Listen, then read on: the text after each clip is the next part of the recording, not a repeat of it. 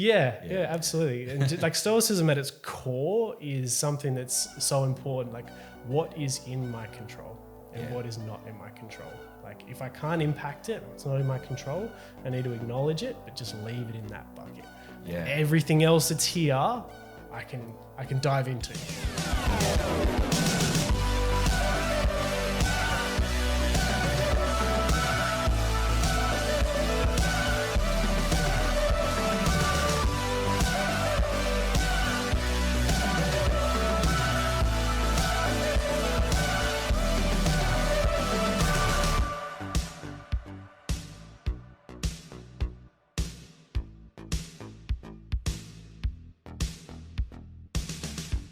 Hey, I'm Julian, founder and CEO of LoanOptions.ai, and today I've got a special guest here with me. So I'm Ryan Toppin. I work for Stratton Finance. I take care of Vic and New South Wales, and then I've got the new business function as well. Awesome, mate. Thank you for coming. I appreciate it. Most people probably think we'd be throwing punches at each other, right? But yeah, I've been fortunate enough to meet you. I think you're, a really stand-up guy. You said some really nice things about the things we're doing, and equally, your reputation is very good. And a few people we have sort of, let's call them mutual friends or acquaintances, business associates, speak very highly of you, and it's easy to see. You seem very well read. You post about the books you read, and they're the same kind of books that I read. And just on that, are you going to Ryan Holiday? Are you coming to that? I'm not going to Ryan Holiday, but I'm going to Stephen Bartlett, Diary of a CEO. Yes. Yeah, very cool. But no, thank you for having me. It's an honor, and I think the first time we met, we kind of had a very similar conversation around. I think it's important for regardless if you are competitors, to be able to sit down and have a conversation and learn from each other, and iron sharpens iron. So no, thank you, mate, and congratulations on everything that you've achieved. Thank you. It's really kind of you, and it's always been like the Stratton business is a titan of the industry. Possibly, as far as I'm aware, the biggest consumer finance business outside of property lending in the country. So. To think that you can't learn by talking to somebody, despite them being a competitor. The only part we'll probably fight on is who owns the color purple. And but yeah, no, you've got funny. The shoes, mate. It's all yours for now. It's all yours for now. No, but it's really cool to sort of. We're colleagues at the end of the day. We're in the same industry. We're doing very similar things, and to watch you sort of get that recognition within the business is really cool as well. So, but I want to kind of rewind a little bit and tell us a bit about your story, how you got into the industry, your career journey to date. What sort of drove or inspired you to sort of get where you are today? Yeah. So I didn't have a finance background, so I had done many years in kind of people management, P&L, business management, etc., through kind of the fitness sectors, telco, etc. And then it was time for a bit of a change. So when we moved to Sydney, which was 2017, I started with Stratton. I was kind of just sussing out what was out there, etc. And an opportunity came up, and I thought, looks really good. I'm kind of really comfortable with the feel, so decided to keep it to give it a crack. But it was the whole industry was new to me. Interacting with customers over the phone was something that was very fresh to me. I was used to dealing with people face to face, and I can see you and read your body language, and we can have this kind of interaction.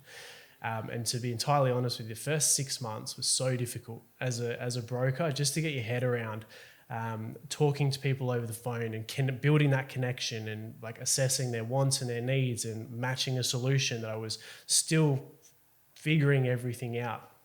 A very difficult first 6 months. I'm quite surprised they kept me on after that, to be entirely honest with you. But looking back at my journey, I was privileged to have some really good people around me. Like I remember like walking in, and the two guys that I had on either side of me when I first started with Stratton were Sam Roby, who is still in the finance game, Pure Capital, I believe, and then Tom Armstrong, who's with Plenty.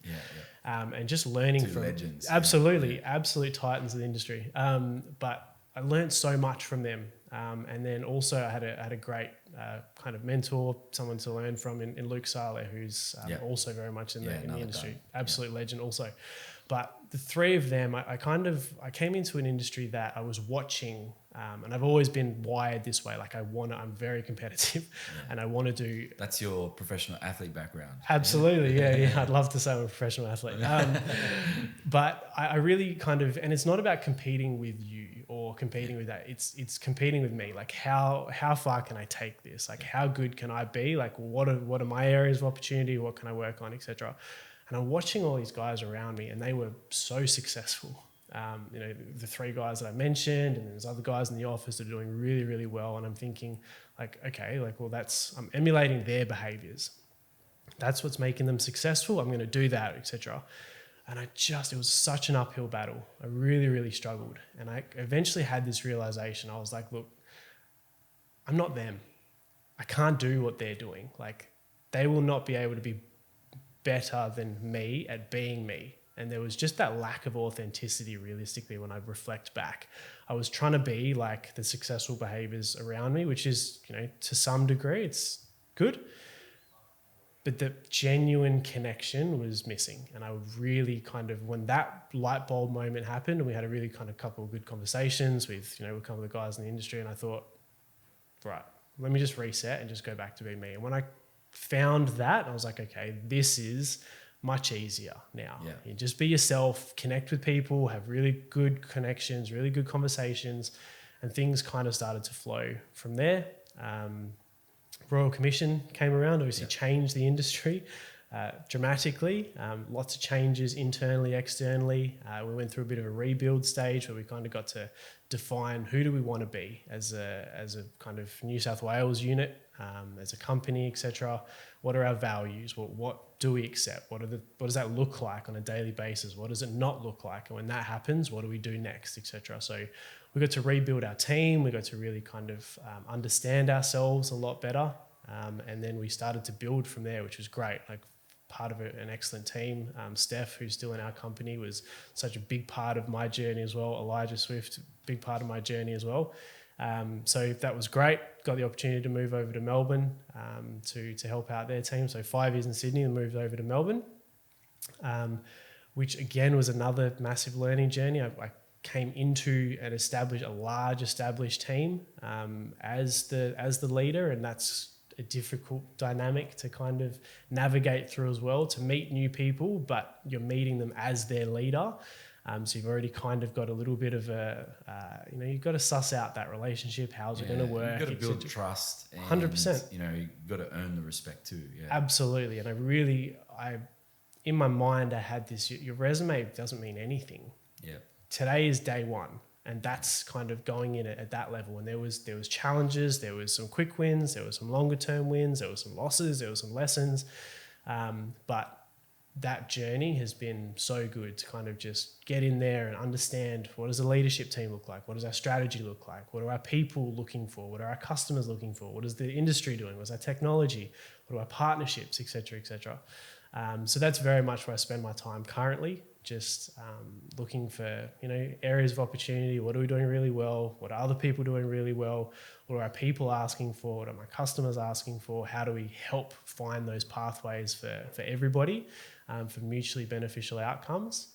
And I think for me, that's the best part of the role, the excitement of learning and kind of interacting, and okay, what if we did this, and what if we tried this, and what if this doesn't work? Where do we go? And who can we speak to? How do we learn from them? And you mentioned the reading before. Like, I'm really big on learning from the people around you, and then where's other wisdom going to come from to kind of come in there. So what are some of the books that have had the most impact on you?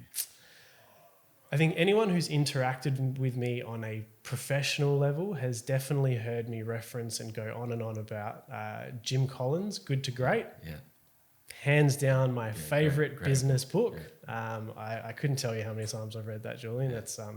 That's up there for me. But The Resilience Project by Hugh Van Cuylenberg is an incredible book. I was talking about that book yesterday with Brooke from our team.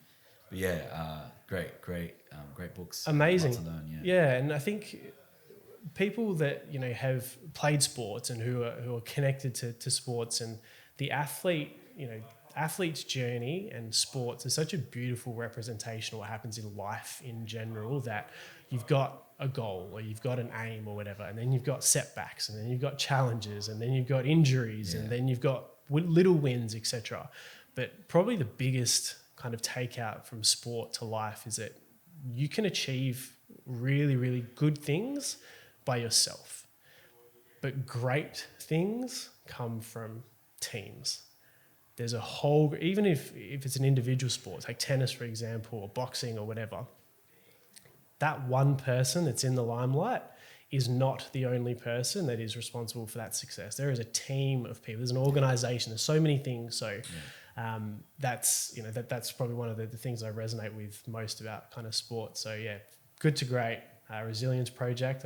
I'm reading a book called Arete at the moment by Brian Johnson. Arete is an ancient Greek word for virtue, etc., but it really kind of dives into like principles around how do you maximize your own potential, how do you face your challenges, or how do you face your fears, and what can you do to kind of work through them. So a couple of books that I definitely swear by. You're clearly a fan of Stoicism then. Yeah, absolutely. And like Stoicism at its core is something that's so important. Like, what is in my control and what is not in my control? Like, if I can't impact it, it's not in my control, I need to acknowledge it, but just leave it in that bucket. Yeah. Everything else that's here, I can dive into. And there's a great saying that helps sort of you understand that, like focusing on the present and what things that you can control. And it's like,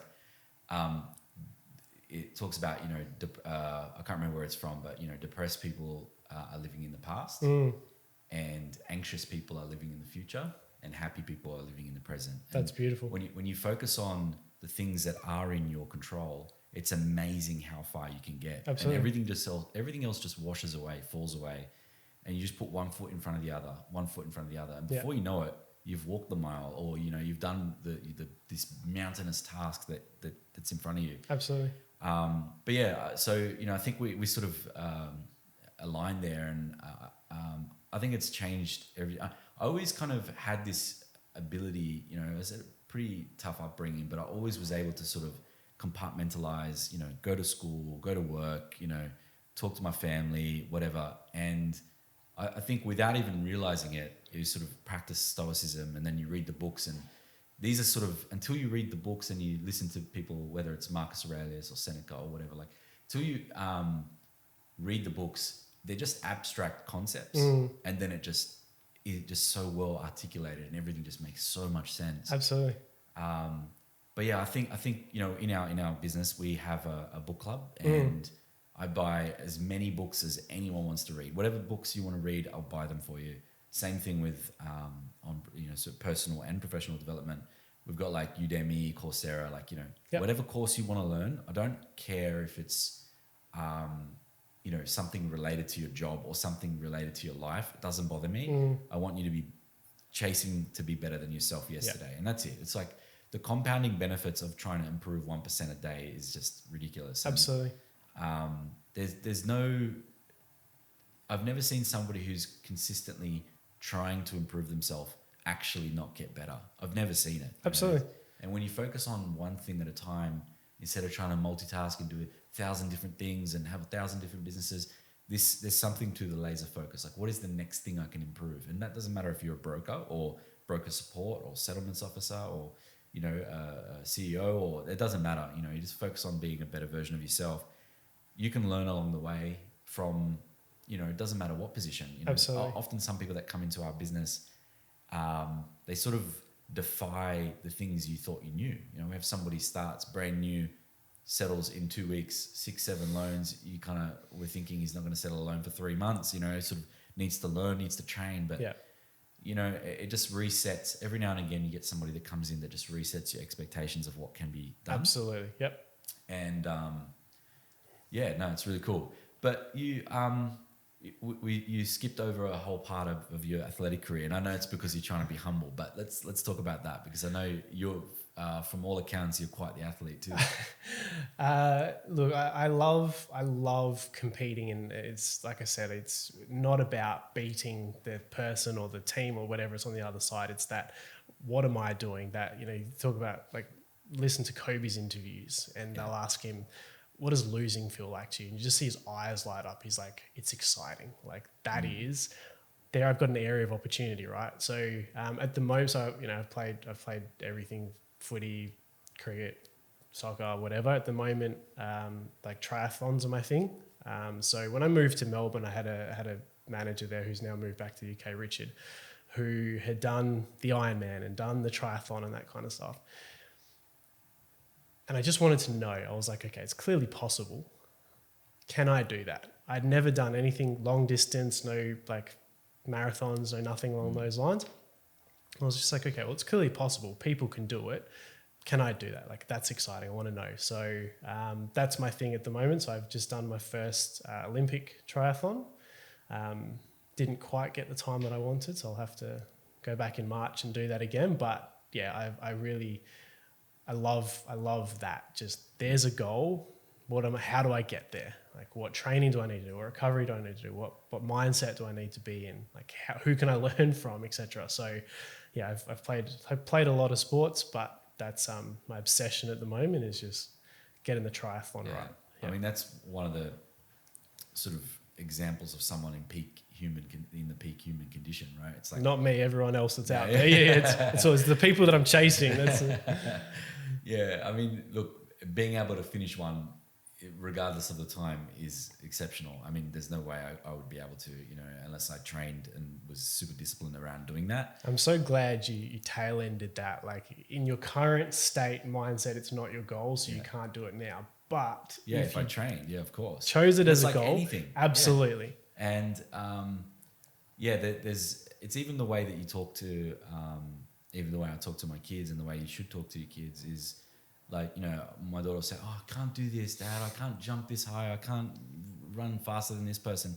You can't do it yet. But if you continue to practice, she's sort of locked in on gymnastics at the moment. That's awesome. And, I remember when she first started her first day, there's like this sort of exercise a measurement of their skill and she's young, she started when she was maybe 3.5 or 4 and now she's 5. But it was like hanging from a bar and then like moving across the bar, hand by hand, from one sort of side to the other.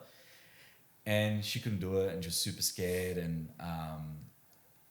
she, her grip strength wasn't strong enough to like have one hand while she moves it and so she'd fall off and it's onto a mat, she's not going to hurt herself, but it's pretty high still.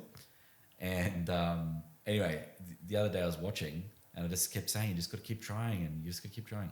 She does it like no problem and like smile, doesn't even think about it now. Yeah. And you're just seeing that progress. But that's because, we said, okay, if you're going to do something, you have to commit to it for a while. You can't change your mind after 2 weeks. And that's often what kids will do. They'll try gymnastics, they'll like it for 2 weeks and then not want to go again. And it's like, no, if you want to do sport, you got to commit to it. You got to do it for 1 or 2 years, try it properly. Now she's obsessed, but there was periods through there that she didn't want to do it and probably wasn't. And sometimes it's because when you don't see the progress, it's like any frustrating pursuit. It's the same with jiu-jitsu, It's one of those sports, and golf too, to be honest. There's a couple of those sports where it feels like, 2 steps backward, 3 steps forward, 5 steps backward, 2 forward. Like it's just, it's so hard. But over time, if you actually look at the trend line, you are improving, you are progressing. But it's that thing of being disciplined and consistent, And in business, I think that's that's why a lot of, athletes transfer really well into business. Absolutely. Because it does take a certain ability to be really disciplined. And I think the best salespeople, in my opinion, are the ones with the highest level of process discipline. Yeah. And, if there's a set out blueprint for what success looks like, it doesn't matter. You mentioned, on your right, you got Sam Roby and he's got his style, and then you got Tom Armstrong on the other side and then Luke Saleh. I'm sure they each have their own style, but fundamentally they have a process. Doesn't matter if it's yours or theirs or Stratton's or whoever's, but they had a process and they stuck to the process and it began to show results. So they doubled down or they tweaked certain areas and they just got a little bit better. Yep. And, month 3 versus month 18, you know, they just got better at following the That process. 1% better, and 1% more, and it just compounds over time. Absolutely. Yeah. But it's like linking those couple of things together, like obviously like your daughter's journey and the business journey, etc. Like it's so interesting. Like you look at the educational system, and you know we've kind of figured this out because of people we've been lucky enough to interact with or watch or whatever. But I was kind of like processing this, and you know, as an example, and certainly this is not having a go at any scientists or anything, but what percentage, if you were to put a percentage on it, what percentage of Australians would you say are scientists? Just if you had to put out a percentage, what percentage are Wouldn't have a clue, mate. Yeah, it'd be a fraction of a decimal. tiny, right? Yeah. But I think anyone who kind of went to school in Australia remembers dissecting the frog or the eyeball or whatever it is that they had, you know, Bunsen burners and all that kind of stuff. I'm not saying that's incorrect. But what percentage of Australians would you say go through dramatic changes in their life or need to learn how to manage money and investments? What percentage would that be now? Oh, it's everybody. 100%, right? Yeah. So we've got an educational system that teaches 100% of students something that 0.2% of Australians require, but then 0% education on what 100% of people require.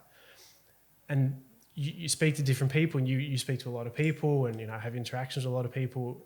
We've all learnt this because of different things that have kind of happened in our lives, but there's no formal, hey, you're going to go through some stuff, right? Yeah. You're going to go through some horrible things, you know, whether it's you lose someone that's close to you and you thought the day before, I should call this person, I should speak to them, and you got busy, you got tired, and like, I'll call them tomorrow. That call can never be made now because that person is now no longer with us. Or you set out to do something and then something happens and you're unable to do it. Like, there's no training on that. You learn on the fly. And I think that's such a flaw for us in Western society in particular, is that, you know, you look at like the Japanese society and there's like 2 years of education. They don't touch a textbook. It's about culture and manners and et cetera, et cetera. And I think, yeah, there's so much wisdom out there and so much learning that we can all do that I think there's a bit of a gap there as far as what we're teaching. Agree.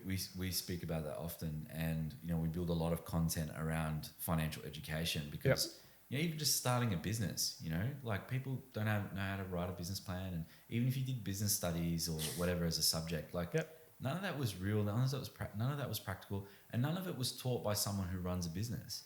You know, it was taught by someone who got a Bachelor of Arts or something like that. Yeah. And, you know, and it's did no the disrespect. online course. Yeah. It's no disrespect. I'm not disrespecting them. I'm just saying that, you know, get the entrepreneur from the local business that, you know, has seen the good times, the bad times, been through recessions, been through the staffing issues and how to recruit and the importance of recruiting the right people and, you know, all the real challenges that businesses face to grow and to, you know, to become, you know, profitable and, you know, how to manage books, how to read a P&L, a balance sheet. Because there's an authenticity about it. I believe you because you have been there and done it. You've got the scars and now you're on the other side. I believe you. And that's how you learn. And the unfortunate thing is most business owners, myself included, often learn by crashing and burning, and then you fix that mistake or you shouldn't have made that decision or shouldn't have, you know, did that partnership or I shouldn't have done this or shouldn't have done that. A lot of it is hindsight 2020, but if you're taught, you know, be careful not to swim with the sharks and make sure you know who you're getting into business with and make sure you know whatever the answer is, right? I think people would be more astute and more aware of the decisions they're making in business and, you know, the importance of a really watertight shareholders agreement, like all these things. Business owners will screw it up. They'll do a deal on a handshake. Yeah, he's my mate. Yeah. You know? They'll do it. It'll be fine. What's the worst that could happen? Yeah. And then it ends in tears. You know? So I agree totally. I think our school system needs to be overhauled. Even to the most basic level of like a credit file. Yeah. Like that could be the most important document in your financial freedom, career, whatever you want to talk about. I like obviously, you know, graduated a long time ago, but I wouldn't have known what a credit file was until 5-10 years after I left school. I wouldn't have understood it until much further down the track. But the second you hit 18, you can start making decisions that will dramatically impact your credit file, and like the quick cash and all this kind of stuff. It's like, so dangerous. Hey, let's tell people about this and help them through what's actually going to impact them for a very long period of time. And it used to be, if you wanted to gamble, you had to go to the casino or go to the TAB or the pub. And now you can just do it from your phone. And it's very socially acceptable to punt on dogs and horses and NRL. And I don't think people realize, what's actually happening at the psychological level when they gamble. Those sort of dopamine hits they get when they win $20 makes them bet 40 and then makes them bet 120 and then makes them bet, and it just keeps spiraling and spiraling. Before you know, they're gambling 30 to 40% of their wages. They've trapped themselves. And addiction is a really hard thing to to cure. And Stoicism teaches not to feed those. It's like, what's the saying? It's like the wolf you feed. Yeah, the wolf you feed is and that saying is incredible, because it's like, you shouldn't be feeding the urges and the desires and the like anything you feel the compulsion to do. Correct.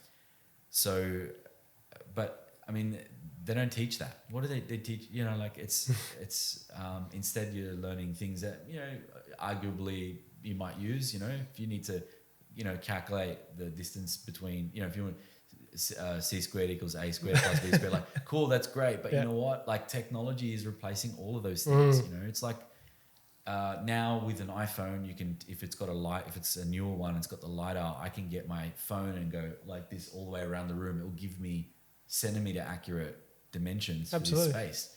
Previously you'd have to get a tape measure and then do the calculations. It's like, they shouldn't be teaching for what people use right now. They should be teaching for what's going to be useful for them in 10 years. Absolutely. That's another important thing. 100%. Technology has just changed the way we do everything. And, with the sort of, schools trying to ban ChatGPT and all this kind of stuff, it's like, well, teach them how to use it.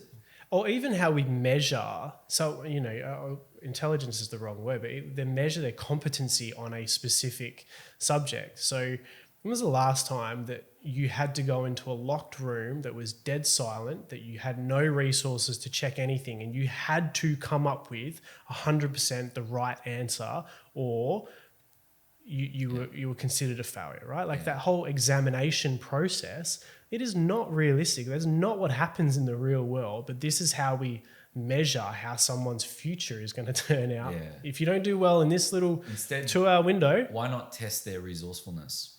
Why not stick them in a library and say, the information's in here, go and find it. Absolutely. Or teach them how to critically think so they can solve problems. That it just doesn't happen. But and that's 100% of people will require those skills in some way, shape or form. Somewhere you will have to come up with a solution. You will have resources around you. You'll need to ask for some help and all that kind of stuff. But that is a necessary skill that we're definitely falling short on currently. And so talk to me about, so you get to this point, you're sort of looking after Victoria and New South Wales. Yep. And so what are some of the biggest challenges that you've had to sort of endure as a leader? Tell me about. I think that there's certainly post-COVID, I think there's obviously the working from home, the disconnection challenges. What does our culture look like now? Do we allow flexibility? How much trust is there? What's, if somebody's, performance or customers are saying one thing, how do I then measure that? And that's a big thing, particularly the Melbourne team. Melbourne went through, a very, very long period of lockdown, etc. That's certainly a challenge, because my theory is you hire adults and you treat them like adults until they act otherwise. Yeah. So where's that measure? Where does that line come from? So that's certainly a challenge. Navigating the ever-changing landscape that we've chosen to work in is a challenge. What does finance look like yesterday versus today versus tomorrow? They're three very different pictures. And how do we buy into that change and lean into that change? That whole Stephen Bartlett, are you leaning into the change, or are you resisting it, or what does that look like for you? And then I think probably the last one for me, which is a personal one, is that connection, that empathy, compassion, really connecting with people, because sometimes it's a strength of mine that I can be very like goal driven. Like, I want to achieve this, let's go. And that's great. The kind of darker side of that is occasionally that turns into like you're on the train or you're on the tracks. And just balancing that as and what one of my team leaders in Melbourne, Pat Campbell, he has like great sense of humor and will tell you straight. And he's like, not everyone's like that. And if you want to connect to people, you need to come to their level to some degree. Yes, they've got to come to yours, but there needs to be an equaling. Correct. That's a challenge for myself. And I think the most important thing is understanding what drives that person, because that's how you get them to I don't believe that you should be trying to motivate your staff. I think you should be teaching them discipline. It beats motivation every single time. But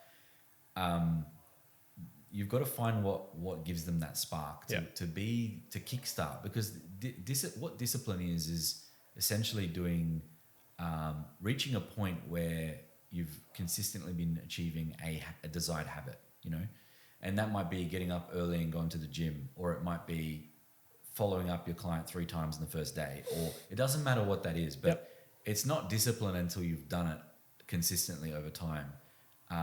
But sometimes motivation is what gives them the spark to do it the first week, and then they start to see results. And sometimes they give up because they don't see results straight away, because I always talk about our funnel in our team, and you've got the pending settlement deals. That's this week. You go up one, which is like the approvals. That's like next week. And then you've got the sort of pre-application, like ready to submit, workshopping, all that kind of stuff. That's 2 weeks from now. And then the qualifying bucket is sort of 3 plus 4 weeks.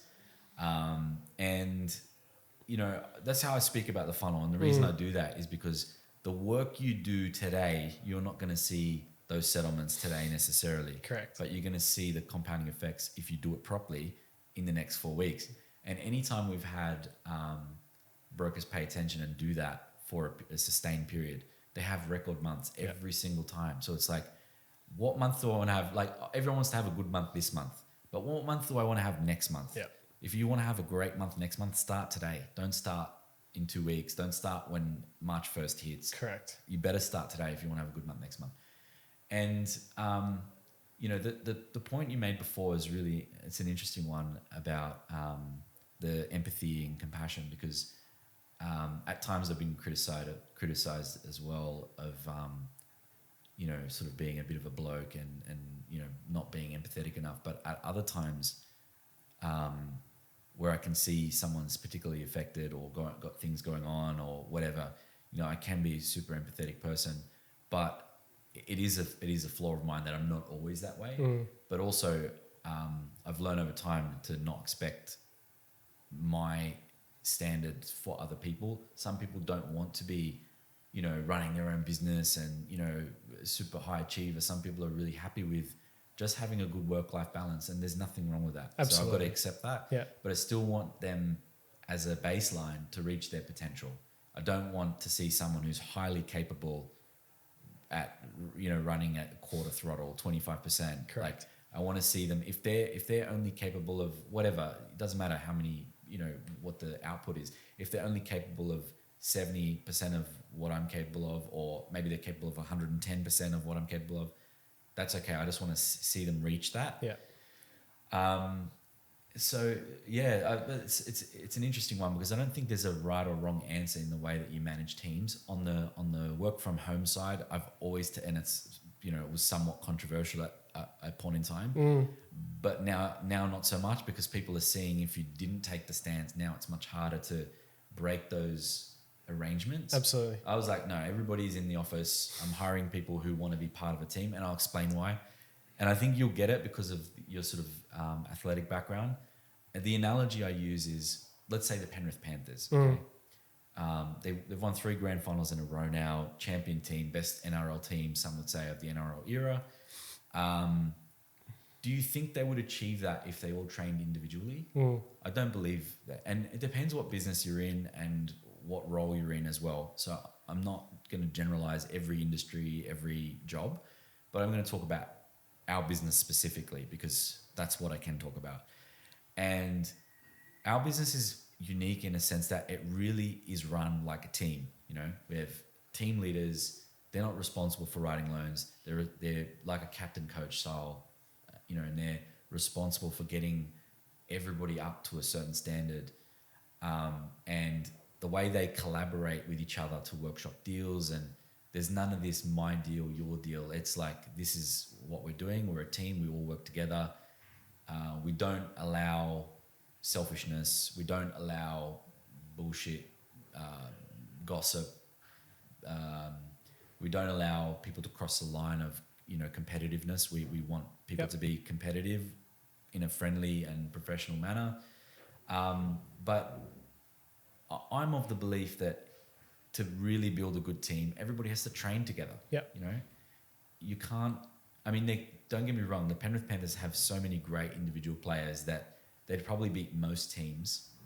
You know, if they all train separately, they'd still beat some teams. You know, but for them to be at that level where, despite being, what was it, 20 points behind or whatever with 20 minutes to go, for them to maintain that resolve, it's because in training they've done the hard yards together. 100%. They had the moments in training where they were on breaking point and pushed through it and realized it wasn't a breaking point, it was just reaching a new level.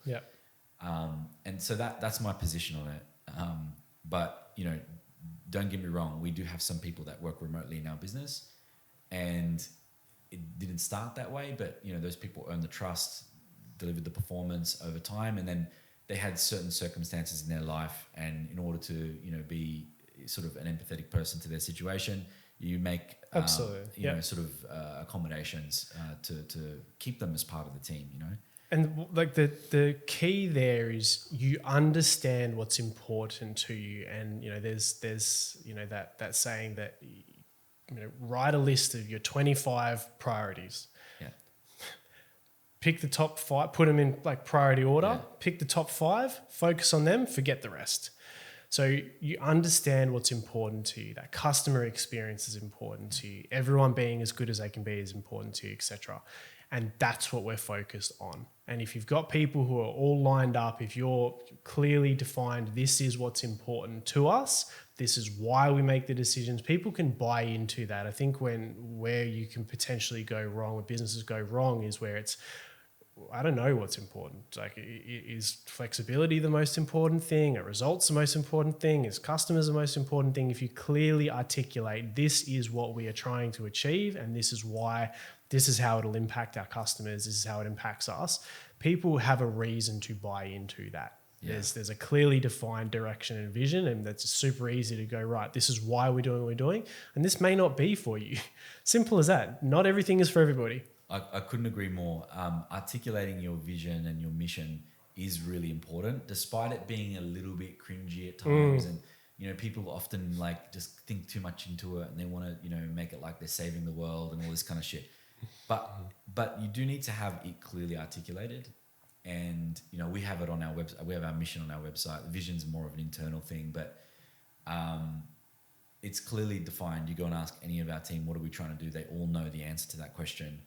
And the reason it's important is because when you are locked in, it's like sailing the seas without a compass. You know, you'll get to a point you go, I think I can see a bit of land, I'm going in the right direction, and then, you know, the boat spins in the wind or whatever, and then you're like, oh, there's a bit of land over there.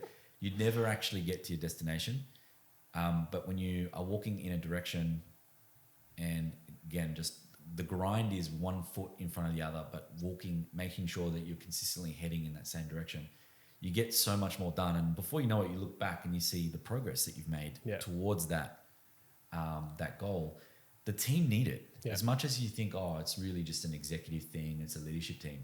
You know, it doesn't matter. The person who's, you know, started yesterday in a entry level role, they need to know that, because then every decision they make in the business, or every time they are doing a task in the business, subconsciously or consciously, they know that, is this in line with that? And if it's not, if I'm not holding myself to a certain standard to get to that goal or help the company get to that goal, I'm doing the wrong thing. Yeah. You know? Human beings are wired for purpose. Yeah. We need to have purpose. And you hear people talk about it all the time. I feel lost, or I'm not sure what my purpose is, et cetera, et cetera. It's natural. Everyone goes through that at multiple stages during their life. But a vision and mission is just giving purpose. This is why we're doing what we're doing. And this is the impact that it'll have to our environment and our legacy and the people, internal, external partners, stakeholders, whatever the case may be. And it also is such a beautiful like yardstick that you can go, okay, am I in line with my purpose currently? Is this action, is this decision, is what we're doing right now going to get us there? Or like you said, does this take us off to the side a little bit? And if it does, is this the right direction? Sometimes that pivot point is necessary, but you need to have the purpose regardless. You absolutely do. And it doesn't mean you can't, pivot or be agile and change direction if there's stormy waters ahead, or, the market changes or regulation changes or whatever. But what it does prevent you from doing is being attracted to the shiny object. Going, oh, look at that. Moth to the flame, yeah. And then before you know it, there's like another shiny object, and you're going there, and you've actually split the resources in the company to go in multiple different directions. Yeah. And it's like if you're pulling something heavy, if everyone's pulling in the same direction, it's really easy. If they're all going exactly the same direction, if one of them's pulling sort of northeast and the other one's pulling northwest, it actually creates resistance. But it's very true. And I laugh sometimes because when people come up with them and they publish them, you're like, oh, okay, they sort of took it too far with the cringy corniness. But it's just have something that's simple, that's easy for everyone to understand. You're not sort of, unless you are really saving the world, you're not saving the world. Just be honest about what it is that your business does, and remind yourself that, it's not expected that you be sort of dishonest about a business needing to make money. That's totally fine. Absolutely. As long as your model is set up to support and help customers along the way. If you're a services business, as an example, if you're providing great service and great value to the customer, you're entitled to that money. You're charging for your time and expertise. If you're a product business and you're selling a product that's of reasonable quality, good quality, and it's at a reasonable price, you're entitled to make that margin. The way you can measure that is if my company or my service or product wasn't there, would that customer's journey / life be better or worse? And if you look at it and you go, okay, well, let's take me out of this picture. This customer is looking to achieve XYZ, purchase an asset or increase their business, whatever. What would they do? Well, okay, they'll go and speak to their bank. All right. Maybe that's going to get a great outcome. Correct. Maybe that's a good decision. Maybe it's not. Maybe the bank only offers them their one product that they have, and because of their profile, whatever the case may be, they're eligible for X. Well, insert myself into that picture. Okay, I might have a service fee, but now that customer has somebody to walk with them on that journey and go, yeah, you can do that. This is what this would mean for you today, 5 years time, et cetera, et cetera. Or these are a couple of the other options as an expert that I can present to you. This is the pros and cons of them. You decide what looks like it's going to best suit you. And I can't do that if I don't fully understand you. So I need you to open up and tell me, what are you looking for? What's super important to you? Okay, great. You said that's important. What else? Great. That's important. What else?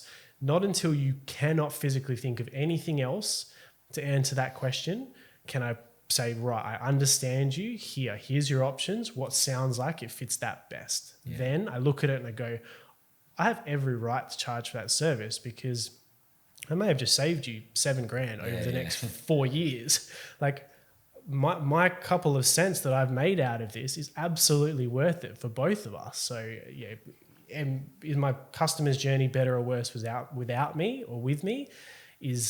Can I charge or not? Here's the thing. In Australia, there's, let's call it the best part. On any particular product, there might be up to 100 lenders, right? Banks and lenders. The chance of the client picking the right one because they bank with them it's very close to zero. It can happen. And when I say the right one, I'm talking about the best outcome overall, cheapest rate, best monthly payment, least amount of fees and things like that. And so the chance of them picking the right one the first time is almost zero because it's really difficult and complex to navigate we've built our whole business model on the fact that it's difficult and difficult and complex to navigate. So, the customer might just go, oh, well, I bank with them, it's going to be easy, blah, blah, blah. But, they're only selling, like you said, one product. Is it the best outcome for them? Does it meet all their needs? They kind of never know, because it's just like the bank can't say, oh, yeah, the bank, like Commonwealth Bank's never going to say, no, Westpac Steel's cheap, you should go there. They're just never going to do that. Yeah. Whereas the role of a broker, and one of the reasons I really like what we do, is we're unbiased, and the good ones I'm talking about, you're unbiased. You're finding the best outcome for the client, and that could be a bank, or it could be a fintech lender that offers more flexibility. And I'll give you an example of that. We've been in a rate rising environment for the last sort of 18 months or so, a bit over that. And there's going to be a period on fixed rate loans where the rate that people took out now is very expensive when the rates start to go back down. And so if they haven't picked a lender that offers a great deal of flexibility and the ability to terminate with no additional costs, they're actually going to be doing themselves a disservice. And so right now, if it costs a fraction more to choose a lender that has heaps of flexibility that you can refinance in 12 or 18 months when rates are coming down and are lower, then it's sort of it's hard to have that foresight, but everyone's focused on lowering their monthly payments right now. But a smart thing right now, and this is not financial advice, but if you pick a lender, pick a long term to manage the cost of living for the times that we're in right now. So you might want to consider doing a 7-year term with the view that no early termination fees, lender can refinance it in the next 12, 18, 24 months. And then choose the actual term that you want when your mortgage comes down, or the rent, if it's ever gonna come down, comes down. I know we've got sort of housing shortages, so it's hard to see that happening. But definitely, mortgage rates come down, there'll be sort of pressure on rents to normalize. I don't know about come down. There'll be pressure on rents to normalize because the landlords aren't feeling the pinch as much. So, look. It's obviously an absolute pleasure to have you here. One of the traditions we have on this podcast is that I'm going to need you to do your best 60-second pitch about why they should choose, say, Stratton Finance. Yeah. It's important to have somebody there in your corner that actually understands you and what you're trying to achieve and can walk you through that process. Like, there's a million things you can kind of get distracted with, and the media is great at distracting us, and interest rate this and interest rate that. And that as a consumer, it's the only thing that I know that I need to ask. I don't know about anything else. Interest rate. What's the best interest rate you can give me, Julian? All well and good. Ask the question. But there's more to it than that. And you have to be understood, and you've got to go through the process. And this is a financial decision. Any on the whim decision you make in life in general is probably not going to be the best decision. So our vision, our goal is to understand our customers and to be there with them to understand what's going to be best for you in the long run. So if we genuinely care about you, I want you to be in the best position and help you and your family and your friends, et cetera, et cetera. So as basic and cliche as it sounds, there's nothing better than somebody understanding you and letting you make the decision, an educated decision on what's going to be best for you today, tomorrow, and 7 years down the track. That's beautiful, mate. I think having someone in your corner is a great way to summarize what we do, and I guess helping them navigate what is a tricky, to give yourself the chance to get the very best deal. At the moment, with the lack of sort of financial literacy that we learn in schools and things like that, it's almost impossible for the customer to navigate it properly themselves.